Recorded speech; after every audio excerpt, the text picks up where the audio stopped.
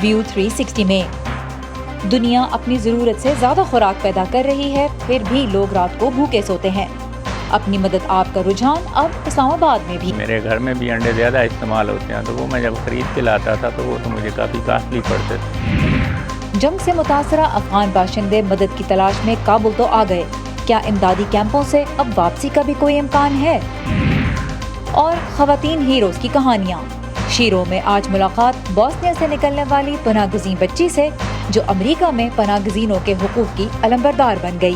मैंने सोचा कि मैं लॉ पढ़कर उन लोगों की मदद कर सकूंगी जिनकी आवाज़ नहीं और जो सिस्टम में गुम हो चुके हैं।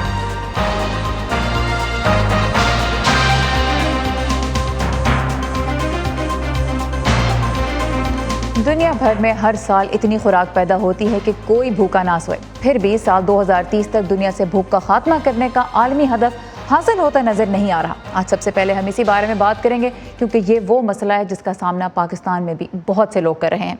वॉइस ऑफ अमेरिका के वाशिंगटन स्टूडियो में आप सबको खुशामदीद। व्यू 360 के साथ मैं हूँ सारा जमान।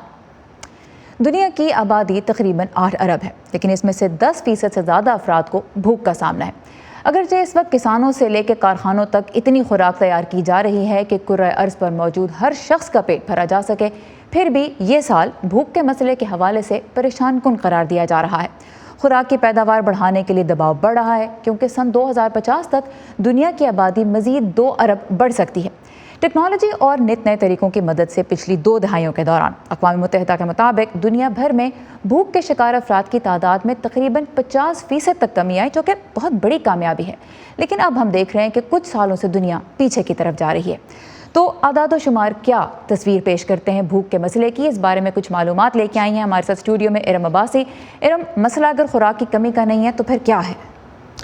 जी बिल्कुल सारा, जैसा कि आपने अदाद शुमार की बात की, तो दुनिया में खुराक की कमी के दरीना वजूहात गुर्बत, माहौलियाती तब्दीलियों के बायस आने वाले कुदरती आफात, जंगज़दा इलाकों से लोगों की नकल मकानी, खुराक का ज़िया और सिनफी बुनियादों पर तफरीक रही है।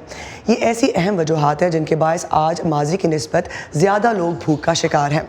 लेकिन फिर कोरोना वायरस की वबा ने पूरी दुनिया को अपनी लपेट में लेकर खुराक तक रसाई को मज़ीद मुश्किल बना दिया है। अक़वाम मुत्तहिदा के खुराक के आलमी इदारे के मुताबिक इस वक्त दुनिया के 93 ममालिक में 95 करोड़ 70 लाख अफराद के पास खाने के लिए काफ़ी खुराक नहीं है। सन 2021 में दुनिया भर में 23 करोड़ 50 लाख अफराद को इंसानी बुनियादों पर फौरी मदद की ज़रूरत है। अफ़गानिस्तान की आवाम को इस वक्त सबसे ज़्यादा आलमी बरादरी की मदद की ज़रूरत है। कई दहाइयों से जारी जंग, तालिबान के कब्ज़े के बाद मुल्क में फैली बेयकीनी और मौसम सरमा की शिद्दत के बायस अक़वाम मुत्तहिदा के एक अंदाज़े के मुताबिक 1 करोड़ 84 लाख अफ़गान शहरियों को इंसानी हमदर्दी की बुनियाद पर फौरी मदद चाहिए, जबकि इस साल 1 करोड़ 69 लाख शहरियों को हंगामी बुनियाद पर खुराक पहुँचाने की ज़रूरत होगी। यानी इस सूरत हाल में 42% आबादी ग़ज़ाई क़िल्लत का शिकार या खुराक से महरूम हो सकती है। अगर पाकिस्तान की बात करें तो 2019 में खुशहाली जैसी सूरत हाल, मौसम सर्द में मगरबी इलाकों में विंटर एमरजेंसी, फिर कोविड की वजह से पहुँचने वाले माशी नुकसान ने अवाम ख़ुसूसन गरीब आवाम की खुराक तक रसाई को मज़ीद मुश्किल बना दिया है। अक़वाम मुत्तहिदा के मुताबिक इस वक्त पाकिस्तान में एक अंदाज़े के मुताबिक 4 करोड़ से 6 करोड़ 20 लाख अफराद मुसलसल खुराक की किल्लत का शिकार हैं, जबकि 1 करोड़ 50 लाख अफराद को मदद दरकार है। इसमें गरीब तबका, ख़ासतौर पर माजूर अफराद, ख़वातीन और बच्चे भी शामिल हैं। पाकिस्तान में बसने वाले बेशतर अफ़गान पनाहगज़ीन भी ग़ज़ाई किल्लत का सामना कर रहे हैं।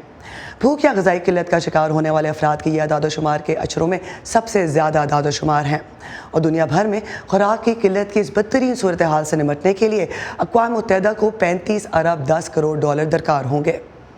बहुत बड़ा मसला है, लाखों में नहीं बल्कि करोड़ों में बात हो रही है। इरम अब्बासी, बहुत शुक्रिया इस तफसील के लिए। इस साल जब Pakistan social and living standard सर्वे 2019 के नताइज सामने आए तो पता चला कि मुल्क में कम से कम 16% घरानों को खुराक की कमी का सामना है। बलूचिस्तान में ग़िज़ाई अदम तहफ़्फ़ुज़ सबसे ज़्यादा है और सूबा खैबर पख्तूनख्वा में सबसे कम। अब बढ़ती हुई महंगाई भी हम जानते हैं कि पाकिस्तान में रात को बहुत से लोगों को भूखे पेट सोने पर मजबूर कर रही है। लेकिन खुराक के मसले पर काबू पाने के लिए जहाँ एक तरफ नई टेक्नोलॉजी से मदद ली जा रही है, वहीं बाज़ औक़ात पुराने या रिवायती तरीके भी मददगार साबित हो रहे हैं। और इनमें एक तरीका है घर में खुद जानवर पाल कर अपनी ज़रूरत को पूरा करना। देही इलाकों में तो ये रुझान आम ही है, अब इस्लामाबाद जैसे बड़े शहर में भी लोग इसे अपना रहे हैं। دنیا کے اکثر حصوں کی مانند پاکستان کے دیہی علاقوں میں بھی گھروں میں مرغیاں اور بھیڑ بکریاں پالنا عام سی بات ہے. تاہم بڑے شہروں میں بھی کچھ شہری کہیں کھلے عام تو کہیں چھپ چھپا کر اپنے گھروں کے اندر مرغیاں اور مویشی پالتے نظر آتے ہیں. دارالحکومت اسلام آباد کے رہائشی اظہر محمود نے اپنے گھر کی چھت پر درجنوں مرغیاں پال رکھی ہیں. میرے گھر میں بھی انڈے زیادہ استعمال ہوتے ہیں، تو وہ میں جب خرید کے لاتا تھا تو وہ تو مجھے کافی کاسٹلی پڑتے تھے. تو پھر میں نے 1 ڈے اولڈ چک لیا اور پھر اس کے بعد سے یہ شروع ہے جی. پھر تو ان کے ساتھ ٹائم سپینڈ کرنا ہی جو ہے نا میری یہ پچھلے ٹائم جو ہے یہ میری سمجھے ہابی بن چکی ہے. عام تاثر کے برعکس مرغیوں کی دیکھ بھال اور انہیں موسم کے اثرات سے بچانے کے لیے خاص انتظامات کی ضرورت ہوتی ہے. گرمی سردی کا یہ ہے کہ گرمی زیادہ ہو تو میں اوپر ان کے پاس کولر لگا دیتا ہوں، ٹھیک ہے. تو منیمم جو ٹمپریچر مینٹین کرنا ہوتا ہے یہ 25 سے 35 کے درمیان ہوتا ہے. اس کے دوران 35 سے اوپر جائے تو یہ زمانے باہر نکال لیتے ہیں، گرمی لگتی ہے ان کو. ان انتظامات پر وقت اور سرمایہ دونوں ہی لگانے پڑتے ہیں. چھوٹے گھروں میں جگہ کی کمی کے باعث بہت سے لوگ مرغیاں گھروں کی چھت پر پنجروں میں رکھتے ہیں. ان کو صبح بھی ٹائم دینا پڑتا ہے اور شام کو بھی دینا پڑتا ہے. یہ کہ ایک پابندی ہے، کہیں جانا ہو جانے سے پہلے ان کے بارے میں سوچنا پڑتا ہے، کیونکہ اگر کہیں جاؤ تو پھر یہ گھر پہ ہوتے ہیں اور اس کے علاوہ ان کی کیئر بھی کرنی پڑتی ہے، کھانے پینے کا بھی خیال رکھنا پڑتا ہے. مرغ کی بانگیں دور دور تک سنائی دیتی ہیں اور بعض جگہوں پر مالکان اپنی مرغیاں گلیوں محلوں میں کھلی چھوڑ دیتے ہیں. کچھ علاقوں میں تو لگتا ہے کہ ان کے پڑوسی بھی عادی ہو چکے ہیں. تنگ ہونے والی بات ہی کوئی نہیں ہے، کیونکہ اسلام آباد میں بہت لوگوں نے نا عموماً گھروں میں چھوٹے گھر ہیں، یہاں پہ اندر پنجروں میں مرغیاں رکھی ہوئی ہیں. تو باقی ویسے 8 مہینے گرمی ہوتی ہے، پنکھے چل رہے ہوتے ہیں، ان کی آواز ویسے بھی نہیں آتی، ڈسٹربنس کوئی ہوتی نہیں ہے. اسلام آباد میں گھروں میں مرغیاں پالنے کے حوالے سے کیا کوئی قانون موجود ہے؟ اس بارے میں ڈپٹی کمشنر حمزہ شفقات کہتے ہیں کہ گھروں میں مرغیاں پالنے کی اجازت ہے، لیکن ایک حد کے اندر. گھر کے اندر اپنے لیے اگر آپ نے 4-5 مرغیاں رکھی ہوئی ہیں اور اپنی سیلف کنزمپشن کر رہے ہیں پھر تو کوئی مسئلہ نہیں ہے. لیکن اگر آپ گھر کے اندر ان کی بریڈنگ کر رہے ہیں اور 100-200 رکھ رہے ہیں جس سے پورے شہر کو بھی تنگی ہو رہی ہے، ہمارے میونسپل ویسٹ بھی انکریز ہو رہا ہے، اور پھر آپ اس کو کمرشل پرپزز کے لیے یوز کریں، وہ بالکل اللیگل ہے. ایسے میں جب مہنگائی پاکستانیوں کی اکثریت کے لیے پریشانی کا بڑا سبب ہے، ان شہریوں کے لیے مرغبانی ذاتی استعمال کے لیے انڈوں اور گوشت کی ضرورت پوری کرنے میں مدد دے رہی ہے. اسلام آباد سے واجد حسین کے لیے محمد عاطف، وائس آف امریکہ. اور امریکہ کی بات کریں تو یہاں بڑے شہروں میں لوگ کمیونٹی گارڈنز کے ذریعے نہ صرف اپنی بلکہ دوسروں کی خوراک کی ضرورت کو بھی کم قیمت میں پورا کرنے کی کوشش کر رہے ہیں. اس بارے میں ایک تفصیلی رپورٹ ہم جلد ویو 360 میں پیش کریں گے. اس وقت دیکھتے ہیں اس کی ایک مختصر جھلک.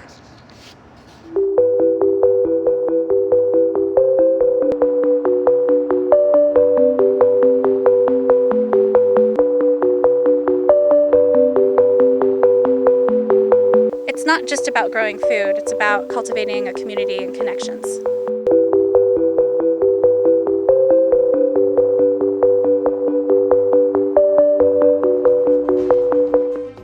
جلد آپ دیکھیں گے ویو 360 میں. خوراک کی کمی کا براہ راست اثر جسمانی اور ذہنی نشو و نما پر بھی پڑتا ہے. پاکستان میں 5 سال سے کم عمر کے 38% بچوں کا قد اور وزن مناسب سطح سے کم ہے. لیکن ہم صرف مسئلے کی نشاندہی نہیں کرتے، حل کی بات بھی کرتے ہیں. صوبہ سندھ میں غذائی قلت دور کرنے کے ایک دلچسپ منصوبے کے تحت وہاں سہانجنا کے درخت لگائے گئے. اس پہ ہماری رپورٹ سوشل میڈیا پہ بہت مقبول ہوئی. آپ ہماری ویب سائٹ urduvoa.com پہ اسے دوبارہ دیکھ سکتے ہیں. اس کے علاوہ facebook.com/voa اردو کے پیج پہ بھی یہ رپورٹ آپ کو ملے گی ویڈیوز کے سیکشن میں. ٹویٹر اور انسٹاگرام پہ ہمیں فالو کرتے رہیے. ہمارا ہینڈل ہے @urduvoa.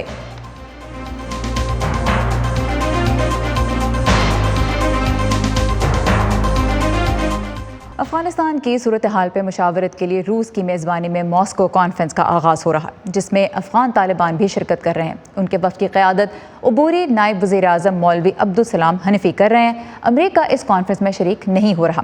لیکن اس سے پہلے پیر کو امریکہ کے نمائندہ خصوصی برائے افغانستان زلمے خلیلزاد، جنہیں سابق صدر ڈونلڈ ٹرمپ نے تعینات کیا تھا، اپنے عہدے سے مستعفی ہو گئے. امریکی وزیر خارجہ اینٹنی بلنکن کی جانب سے جاری ایک بیان میں کہا گیا ہے کہ یہ افغانستان سے متعلق سفارتکاری کے حوالے سے قیادت میں تبدیلی کی ایک علامت ہے. زلمے خلیلزاد کے معاون کے طور پر خدمات سر انجام دینے والے تھامس ویسٹ اب یہ عہدہ سنبھالیں گے. اب ماہرین افغانستان کی تیزی سے بگڑتی ہوئی معاشی صورتحال اور دہشت گردی کے جو حالیہ واقعات ہو رہے ہیں، اس کے تناظر میں ماسکو کانفرنس کو بہت اہم قرار دے رہے ہیں. لیکن اب تک کسی بھی ملک نے طالبان کی حکومت کو تسلیم نہیں کیا. افغانستان کے سابق صدر حامد کرزئی نے وائس آف امریکہ سے خصوصی ٹیلی فونک انٹرویو میں کہا ہے کہ عالمی برادری تبھی طالبان کی حکومت کو تسلیم کرے گی جب ملک کے اندر اسے تسلیم کیا جائے گا، اور اس کے لیے بقول سابق صدر یا تو انتخابات کروانے ہوں گے یا لویا جرگہ بلانا ہوگا تاکہ عوام کی رائے کو شامل کیا جا سکے۔ وزیر اعظم پاکستان ہم جانتے ہیں کہ کہہ چکے ہیں کہ دنیا کو چاہیے کہ طالبان کو تسلیم کرے نہ کہ انہیں تنہا کرے، لیکن سابق افغان صدر کرزئی کا کہنا ہے کہ پاکستان کو افغانستان کی نمائندگی کرنے کی کوشش نہیں کرنی چاہیے۔ پاکستان همسایه افغانستان است و همسایه بسیار نزدیک افغانستان است۔ ہمارے عوامی سطح پر پاکستان کے ساتھ گہرے روابط ہیں۔ ہمیں پاکستان سے امید ہے کہ وہ ہمارے ساتھ تعلقات کو مداخلت اور انتہا پسندوں اور دہشت گردوں کی پشت پناہی کر کے طاقت کی بنیاد پر نہیں چلائے گا، بلکہ سول اصولوں اور بین الاقوامی تعلقات کے اصولوں کی بنیاد پر تعلقات کو بڑھائے گا، اور ہم ان کے ساتھ ایسا تعلق بخوشی قائم رکھیں گے۔ حامد کرزئی کے انٹرویو کی مزید تفصیلات آپ کو ہماری ویب سائٹ پہ ملیں گی۔ ماسکو کانفرنس میں کون سے اہم ممالک شریک ہو رہے ہیں، ترجیحات کیا ہیں، اس بارے میں ہم بات کریں گے پاکستان اور افغانستان کے لیے وائس آف امریکہ کی بیورو چیف عائشہ تنظیم سے، جو اس وقت اسلام آباد سے بذریعہ اسکائپ ہمارے ساتھ ہیں۔ عائشہ، ہم دیکھ رہے ہیں کہ روس بہت تحمل سے اور بڑی احتیاط سے کام لے رہا ہے جہاں تک طالبان کی حکومت کو تسلیم کرنے کی بات ہے، تو اس کانفرنس کو بلانے کا مقصد کیا ہے اور اس میں کون کون شریک ہو رہا ہے؟ اس کانفرنس کو بلانے کے کئی مقاصد ہیں جو کہ جو رشین فارن منسٹری کی اسپوکس مین ہیں انہوں نے ہمیں بتائے ہیں۔ پہلا مقصد تو یہ ہے کہ رشیا جو ہے وہ افغانستان میں آئیسس کی موجودگی سے بہت فکر مند ہے اور کئی فورمز پہ اس کا ذکر کر چکا ہے۔ اپنی پچھلی 2 بریفنگز میں جو فارن منسٹری کی اسپوکس پرسن تھی انہوں نے اس کا ذکر کیا۔ دوسری بات یہ کہ افغانستان میں جو انسانی بحران ہے اس پہ بھی بات ہوگی کہ کس طرح پوری دنیا مل کر مدد کر سکتی ہے۔ ہم نے دیکھا 12 اکتوبر کو جو کانفرنس ہوئی اور اس کے بعد یورپین یونین کے نمائندوں نے بھی اعلان کیا کہ افغانستان کے لیے $1 بلین سے $1 ارب سے زیادہ کی امداد دی جائے گی۔ تو یہ 2 تو بہت امپورٹنٹ چیزیں ہیں، اور اس کے بعد یہ کہ افغانستان میں جو حکومت ہے رشیا کا اس پہ بہت زیادہ زور ہے کہ کسی طرح اسے انکلوسیو بنایا جائے، یعنی کہ افغانستان میں جو اقلیتیں ہیں ان کو اس حکومت میں شامل کیا جائے۔ اور آپ کو پتا ہوگا کہ تاجکستان اور طالبان کے درمیان کچھ ٹینشن ہوئی تھی جس پہ رشیا نے ایک بہت سخت ایک طرح سے رویہ اختیار کیا تھا اور کہا تھا کہ یہ دونوں اپنی ٹینشنز کو ریزالو کریں۔ تاجکستان میں رشیا کے جو پرانے فوجی اڈے تھے، کیونکہ آپ کو پتا ہے سینٹرل ایشیا کو رشیا اپنا بیک یارڈ بھی سمجھتا ہے، تو وہاں پہ رشیا آلریڈی اپنے اڈوں کو میں اضافی کچھ اسلحہ کچھ ان کو بولسٹر کر چکا ہے، فوجی بھیج چکا ہے۔ تو یہ بھی رشیا کا ایک ایم ہے، ایک مقصد ہے افغانستان میں کہ طالبان کو راضی کیا جائے کہ وہ اپنی حکومت میں تاجک، ازبیک، ہزاراز ان کو شامل کریں، جو کہ ابھی تک طالبان نے بہت کم اقلیتوں کو شامل کیا، وہ ان میں سے بھی زیادہ تر طالب ہی ہیں، بالکل پرانے طالبان۔ عائشہ، ہم نے جس طرح بتایا بھی کہ امریکہ تو اس کانفرنس میں شرکت نہیں کر رہا، انہوں نے کہا کہ آگے چل کے ہم ایسی کانفرنس میں شرکت کریں گے، لیکن میں تھوڑی سی بات کرنا چاہوں گی ایمبیسڈر زلمے خلیلزاد کی۔ بہت اہم ان کے دور میں پیش رفت حاصل ہوئی، لیکن کیا لیگیسی ہے ان کی افغانستان میں؟ سارا امبیسڈر زلمے خلیلزاد کی لیگیسی بہت ملی جلی ہے۔ آج جب یہ خبر آئی کہ وہ اپنے عہدے سے استعفیٰ دے رہے ہیں تو افغانستان میں جو سوشل میڈیا یوزرز ہیں افغان، انہوں نے بہت سخت تنقید کی اور کہا کہ افغانستان کو اندھیروں میں دھکیل کر اور طالبان کے حوالے کر کے اب وہ جا رہے ہیں۔ ان کی لیگیسی یہ ہے کہ ایک طرف تو ان پہ یہ الزامات لگتے ہیں کہ انہوں نے جو طالبان کے ساتھ نیگوشیشنز کی، کیونکہ وہ ہیڈ تھے اس امریکی ٹیم کے جس نے طالبان کے ساتھ کوئی 1.5 سال سے زیادہ جو ہے مذاکرات کیے، جس کے نتیجے میں فروری 2020 میں ایک ڈیل سائن کی طالبان نے۔ تو ان پہ ایک الزام یہ لگتا ہے، اور خاص طور پر افغانوں کی طرف سے، کہ انہوں نے طالبان کو بہت زیادہ کنسیشنز دے دی، جو طالبان نے مانگا ان کے حوالے کر دیا، اور اس کے جواب میں افغان حکومت کا ہاتھ جو ہے وہ بہت کمزور کر دیا۔ خاص طور پہ امریکہ نے جب طالبان سے یہ وعدہ کیا کہ ان کے ہزاروں قیدی جو ہیں وہ طالبان قیدی وہ افغان جیلوں سے رہا کروائے جائیں گے۔ دوسری طرف زلمے خلیلزاد کا خود یہ کہنا ہے کہ انہوں نے جو ڈیل نیگوشیٹ کی تھی، اگر اس پر پوری طرح عمل ہوتا تو افغانستان کے لیے ایک موقع تھا. انہوں نے یہ کہا ہے اپنے اس لیٹر میں جو انہوں نے استعفیٰ دیا اس میں لکھا ہے کہ میں آنے والے دنوں میں جب میں اپنا عہدہ چھوڑ دوں گا تو بتاؤں گا کہ وہ کیا وجوہات تھیں جس کی وجہ سے جو ہے وہ افغانستان نے یہ موقع گنوا دیا. اور پھر کچھ لوگ یہ بھی کہتے ہیں ان کی حمایت میں کہ ان کے اوپر بہت زیادہ پریشر تھا صدر ٹرمپ کا کہ کوئی ڈیل کرنی ہے بہت مختصر مدت میں کرنی ہے, کیونکہ آپ کو پتہ ہے کہ اس طرح کے جو معاہدے ہوتے ہیں ان میں سالوں لگ جاتے ہیں اور 1 یا 2 سال کے اندر یہ معاہدہ کرنا جس میں امریکہ افغانستان سے نکل پائے یہ مشکل تھا. لیکن یہ بات ڈیفینیٹلی ہے کہ واشنگٹن میں بھی کچھ لوگ ان پر تنقید کرتے رہے ہیں, تو ہم یہ کہہ سکتے ہیں کہ ان کی لیگیسی مکسڈ ہے. بالکل, ایک ملی جلی لیگیسی, ایک مشکل کام ان کو دیا گیا. اب کیسے انہوں نے وہ کیا آنے والے دنوں میں اس کا بھی بہت سا تجزیہ واشنگٹن میں کیا جائے گا. عائشہ تنظیم اسلام آباد سے ہمارے ساتھ ہیں, بہت شکریہ عائشہ. اب عائشہ تنظیم حال ہی میں کابل میں بھی موجود تھیں. کئی بین الاقوامی امدادی ادارے افغانستان میں ان لاکھوں لوگوں کو دوبارہ آباد کرنے کا کام کر رہے ہیں جو اس برس جنگ کے دوران بے گھر ہوئے. تو عائشہ تنظیم نے کابل کے ایک امدادی کیمپ میں لوگوں سے ان کے حالات جاننے کی کوشش کی. ان کی رپورٹ اس وقت دیکھتے ہیں, نخبت ملک کی زبانی ہے. آنکھوں میں آنسو لیے اس کیمپ میں یہ خاتون اپنے بے گھر ہونے کے بعد زندگی کے وہ ہولناک تجربے بیان کر رہی ہیں جن میں بے بسی اور افلاس کے سوا کچھ نہیں ہے. میں گلا پھاڑ کر چیخنا چلانا چاہتی ہوں. برائے کرم میری حالت زار دیکھیں. میرے شوہر کو سانپ نے ڈس لیا. میں 3 ماہ تک کابل میں اس کے علاج کے لیے التجائیں کرتی رہی. اقوام متحدہ کے پناہ گزینوں کے ادارے UNHCR کے مطابق اس سال جنگ کی وجہ سے 50 لاکھ سے زیادہ افراد اپنے گھر بار چھوڑنے پر مجبور ہوئے ہیں. ان میں سے بہت سے دارالحکومت کابل آئے تھے. اب چونکہ لڑائی ختم ہو چکی ہے, بین الاقوامی امدادی تنظیمیں انہیں گھر واپس بھیجنے کے طریقے تلاش کرنے کی کوشش کر رہی ہیں. ایک طالبان عہدیدار جو اس قسم کی کوششوں کے انچارج ہیں اپنی ان کوششوں میں ہونے والی پیش رفت دکھانے کو بے چین تھے. وہ VOA کی ٹیم کو اپنی گاڑی میں بٹھا کر لے گئے. طالبان حکومت ان تمام لوگوں کو گھر بھیجنے کی کوشش کر رہی ہے جو دوسرے صوبوں سے کابل آئے تھے. ہم نے بہت سی غیر سرکاری تنظیموں, مخیر حضرات اور کاروباری افراد سے درخواست کی ہے کہ وہ ہماری مدد کریں. اب تک 40 سے زائد تنظیمیں ہمارے ساتھ کام کر رہی ہیں. صرف ان کی مدد سے ہی ہم ان لوگوں کو واپس بھیج سکتے ہیں. لیکن جنگ میں بہت سے لوگوں کے گھر تباہ ہو گئے ہیں اور ایسے لوگوں کا کہنا ہے کہ ان کے پاس گھر واپس جانے کے لیے کچھ نہیں ہے اور نہ ہی روزی روٹی کمانے کا کوئی ذریعہ ہے.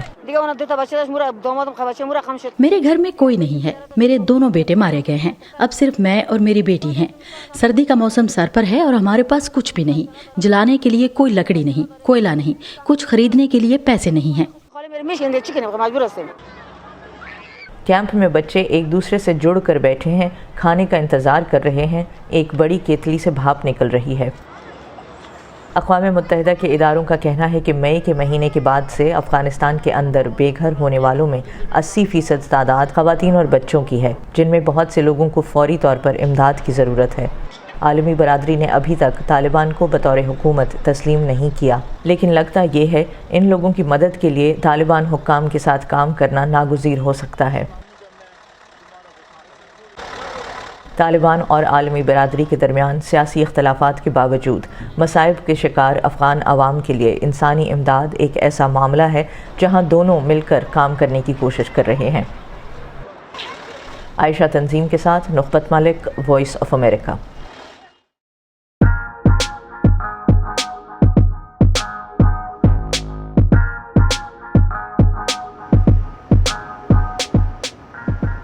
خواتین ہیروز یا شیروز کی کہانیوں پر مبنی ہمارے نئے خصوصی سلسلے میں آج عبدالعزیز خان ہماری ملاقات کروا رہے ہیں دینا قہرمان سے, جو بوسنیا کی جنگ کے نتیجے میں پناہ گزین بننے والے ہزاروں بچوں میں سے ایک تھیں, مگر اب ان کی مدد سے ہی بوسنیا کے سینکڑوں خاندان امریکہ میں ایک نئی اور مستحکم زندگی گزار رہے ہیں.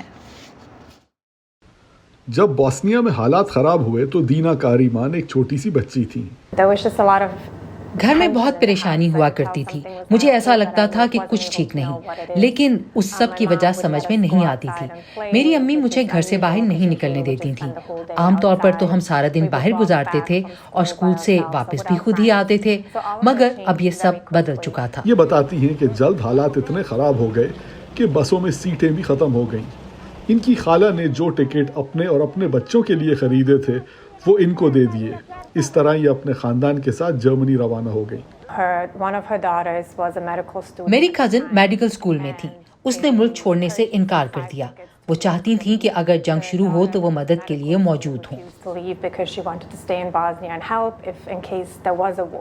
ان کے نکلنے کے بعد ان کی خالہ زاد بہن جن کے ٹکٹ پر یہ سفر کر رہی تھیں اسی جنگ میں ختم ہو گئیں۔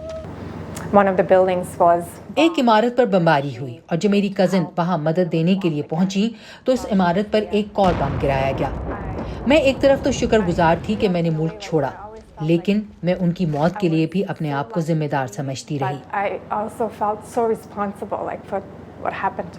جرمنی پہنچ کر دینا اور ان کے خاندان کو ایک کشتی میں رہنا پڑا۔ ان کے بچپن کی یہ تصویر بھی اسی کشتی پر لی گئی ہے۔ میں 12 سال کی عمر میں امریکہ آئی۔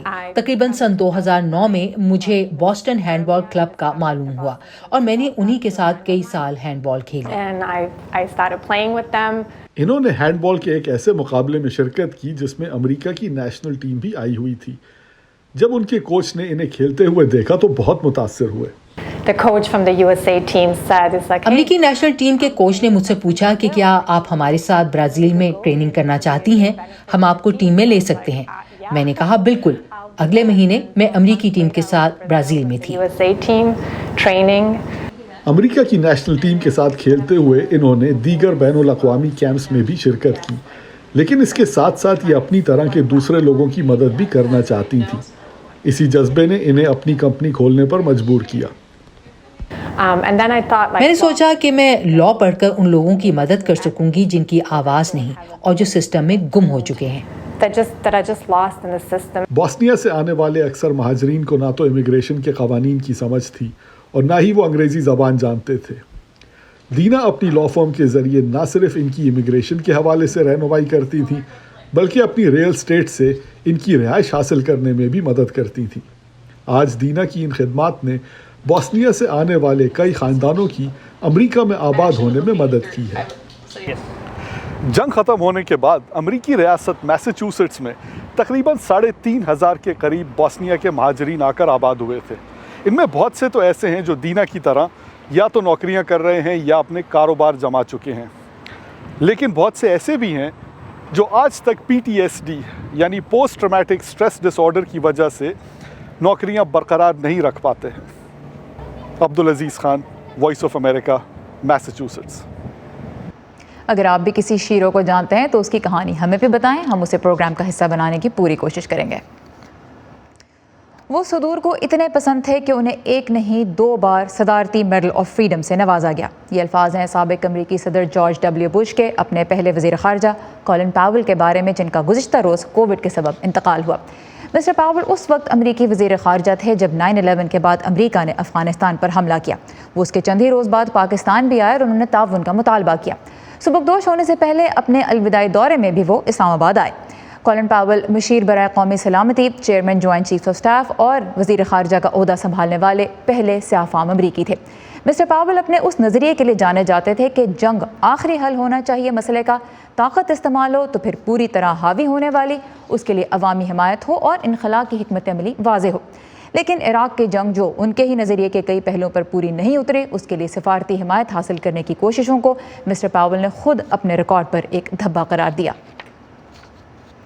اور اسی کے ساتھ ختم ہوتا ہے ہمارا آج کا ویو 360۔ پروگرام کے بارے میں ہمیں آپ کی رائے کا انتظار رہتا ہے، تو آئیے facebook.com/VA اردو کے پیج پہ اور ہمیں بتائیے کہ شو میں آپ کیا دیکھنا چاہتے ہیں۔ ٹویٹر اور انسٹاگرام پہ ہمیں فالو کرتے رہیے، بہت سا دلچسپ کانٹینٹ آپ کو ملے گا۔ سارا زمان کو اجازت دیجیے، خدا حافظ۔